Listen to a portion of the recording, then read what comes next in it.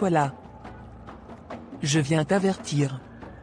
La prochaine fois que tu interviens entre moi et le pasteur Sam Doctrino, tu seras frappé de folie.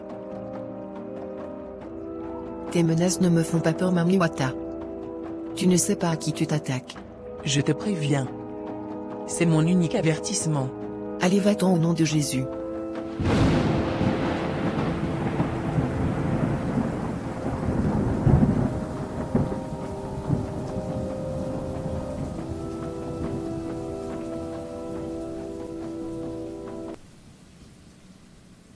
Je savais que cette femme-là était suspecte.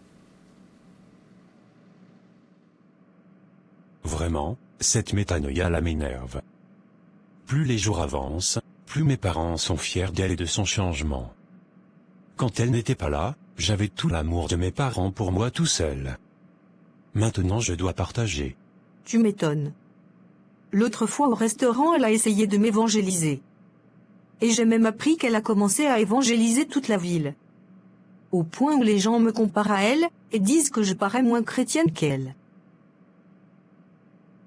Je déteste ta sœur. Il faut trouver un moyen de la stopper immédiatement.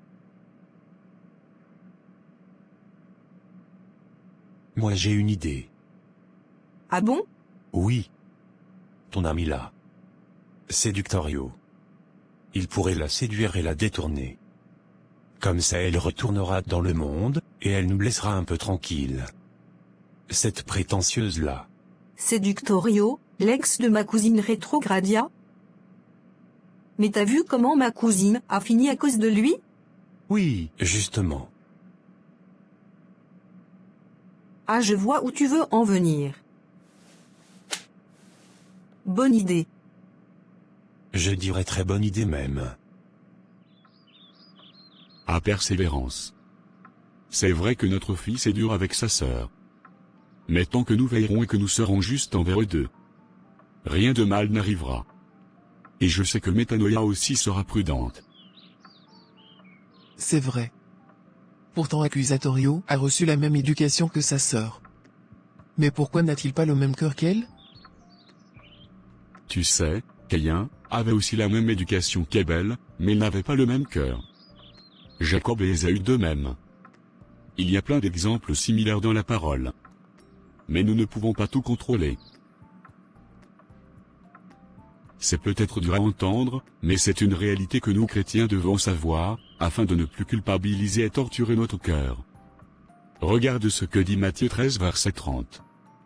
Laissez croître ensemble l'un et l'autre jusqu'à la moisson, et, à l'époque de la moisson, je dirai au moissonneur, arrachez d'abord l'ivraie, et liez-la en gerbe pour la brûler, mais amassez le blé dans mon grenier.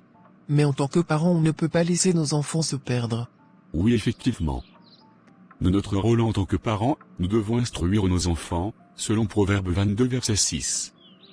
Nous devons aussi leur donner tout l'amour, l'éducation et la protection qu'un parent doit donner à ses enfants. Mais en ce qui concerne leur cœur, cela n'est plus de notre ressort. Car malgré l'amour qu'on peut leur porter, nous sommes limités. Et nous ne pourrons jamais les aimer plus que Dieu lui-même. Mais par amour pour eux, nous intercédons pour eux avec foi. Mais sans culpabiliser, si nous estimons que nous avons fait tout ce qui est en notre pouvoir, pour leur montrer le droit chemin. Je comprends.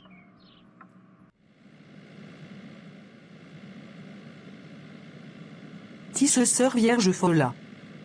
Y a un truc que je ne comprends pas chez toi. Ah bon? Quoi ça? Ben. Tu n'es plus jamais. Et je n'étais jamais vu lire la Bible. Même à l'Augustidor. Mais toujours tu dis que Jésus revient bientôt. Oui, je sais. Mais je sais ce que je fais, t'inquiète pas. Avant que Jésus revienne, j'aurai le temps de commencer à lire la Bible et à prendre du temps dans la prière. Pour l'instant, j'observe. Ah bon? On a les droits de faire ça? Oui, l'essentiel c'est que tu sois consciente que Jésus revient bientôt. Comme ça tu as déjà une longueur d'avance sur les autres. Ah, je sais pas, mais je ne pense pas. Parce que moi je vois toujours la sœur Persévérance et son mari avoir une vue des prières. Mais toi on dirait même pas une chrétienne. Mais déjà toi-même tu es une fausse chrétienne, et tu le sais très bien. Alors de quoi je me mêle? Attention ma sœur. La Bible dit que les premiers seront les derniers. Moi je cherche à connaître la vérité. Tu as vu comment ma furie rétrogradia a fini non. Là tu rêves. Je ne finirai jamais dernière après toi. Tu veux faire la course avec moi? Non merci. Je sais que j'ai déjà gagné d'avance. Pasteur Sen Doctrino? Bonjour sœur Mamiwata.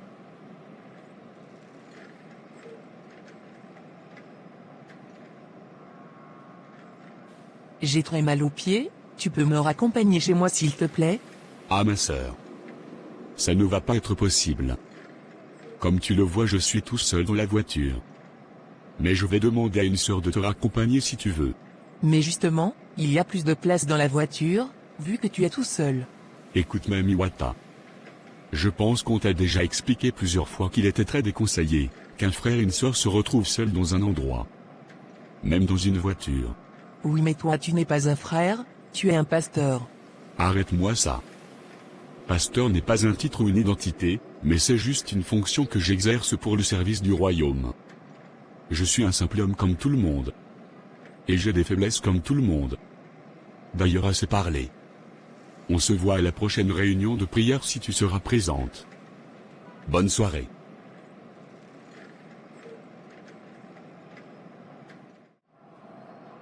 T'es sérieux mec? Oui très sérieux même. Je te la livre demain même s'il le faut. C'est vrai qu'en ce moment je suis sur un autre dossier. Mais deux d'un coup c'est le jackpot. Tu me payes combien pour cette mission? Commence à payer. Je te dis que je te livre ma sœur sur un plateau, et tu fais d'elle tout ce que tu veux, et en plus de ça je dois encore payer. Et c'est toi qui es venu vers moi. Et rien n'est gratuit dans ce bas monde. Puis si tu ne veux plus jamais entendre parler d'elle comme tu le dis, il faut bien payer le prix hein.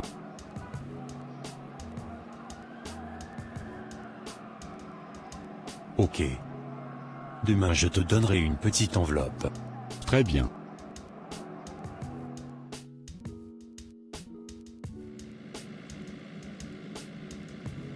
En tout cas il est très bizarre ton histoire là. Oh, tu réfléchis trop. Va écouter ce qu'il a à te dire. Et tu pourrais même en profiter pour l'évangéliser tiens. Vu que maintenant c'est devenu ta nouvelle activité. De toute façon je ne resterai pas avec lui plus de 5 minutes. Il a quand même contribué en partie à la destruction de Rétrogradia. Oui, t'iras lui dire ça en face.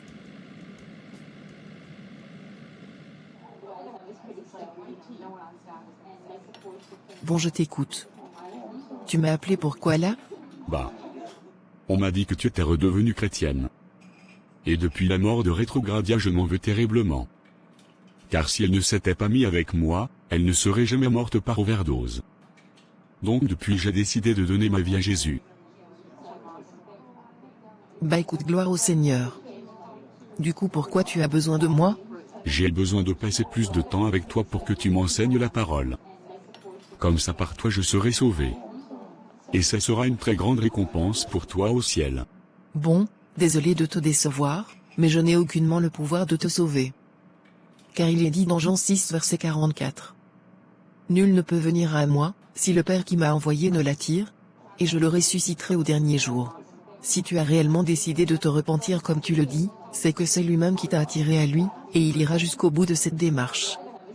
Selon Philippiens verset 6 qui dit: Je suis persuadé que celui qui a commencé en vous cette bonne œuvre la rendra parfaite pour le jour de Jésus-Christ. Par contre je veux bien t'offrir une Bible.